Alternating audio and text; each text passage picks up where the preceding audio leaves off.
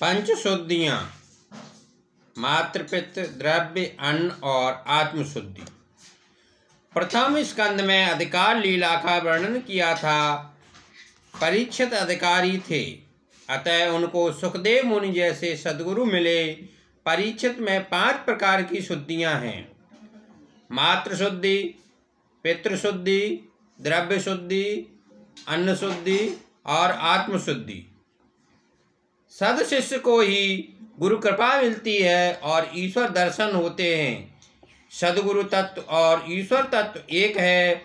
ईश्वर जिस तरह व्यापक है उसी तरह गुरु भी व्यापक है, जिसका कहीं भी अभाव न हो वही व्यापक है। परमात्मा सनातन सद्गुरु भी व्यापक है। व्यापक को खोजने की नहीं किंतु पहचानने की आवश्यकता है। परमात्मा की भांति गुरु भी व्यापक है, किंतु वह अधिकारी को ही मिलते हैं।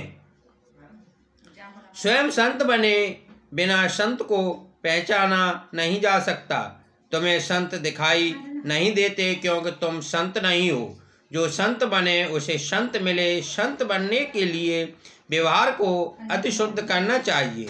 जब तक मुट्ठी भर चने तक की भी जरूरत है तब तक व्यवहार छूटता नहीं है। जो प्रत्येक व्यवहार को भक्तिमय बनाए वही सच्चा वैष्णव है। संत होने के लिए मन को सुधारने की जरूरत है, मन को बदलने की जरूरत है। जो अपने हृदय का परिवर्तन करता है वही संत बनता है। मन शुद्ध होने पर संत मिलता है। संत से मिलने के लिए संत आता है। विलासी को संत नहीं मिलते। गुरुदेव ब्रह्मा हैं। गुरुदेव नया जन्म देते हैं। नया जन्म देने का अर्थ है कि वे मन को और स्वभाव को सुधारते हैं। गुरुदेव विष्णु हैं क्योंकि गुरुदेव शिष्य की रक्षा करते हैं। गुरुदेव शिष्य को मोक्ष भी देते हैं। इसी से वे शिव जी के भी स्वरूप हैं। गुरु किए बिना न रहो। तुम लायक होगे तो भगवान की कृपा से सद्गुरु मिलेंगे। तुकाराम जी ने अपने अनुभव का वर्णन किया। कथा वार्ता सुनते हुए प्रभु के नाम से मेरी प्रीत हो गई। मैं भी विट्ठल विट्ठल का सतत जप करने लगा। प्रभु को मुझे पर दया आई। मुझे स्वप्न में मेरे सद्गुरु मिले। मेरे सद्गुरु मुझे रास्ते में मिले।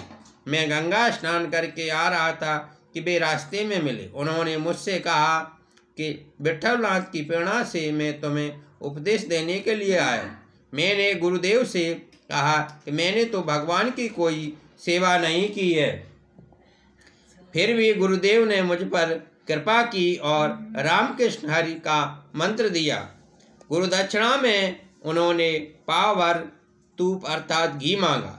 क्या तुकाराम के गुरु को पाव भर घी भी मिलता नहीं था? क्या तुकाराम की वाणी गूढ़ार्थ से भरी हुई है?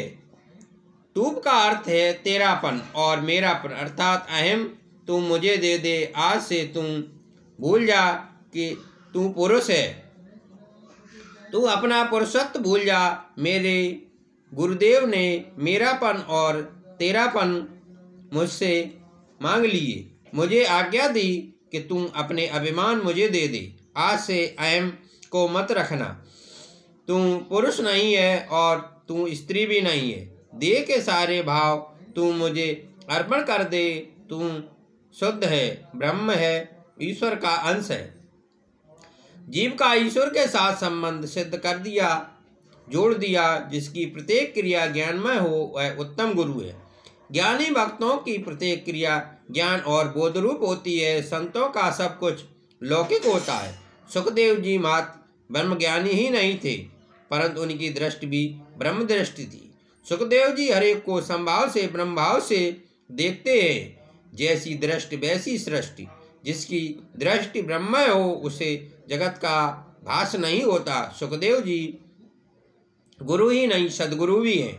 सुखदेव जी जैसे ब्रह्मदृष्टि वाले सुलभ नहीं हैं, वैसे ब्रह्मज्ञानी ब्रह्मज्ञान की बातें करने वाले तो सुलभ हैं। हरि ओम। शांति शांति शांति।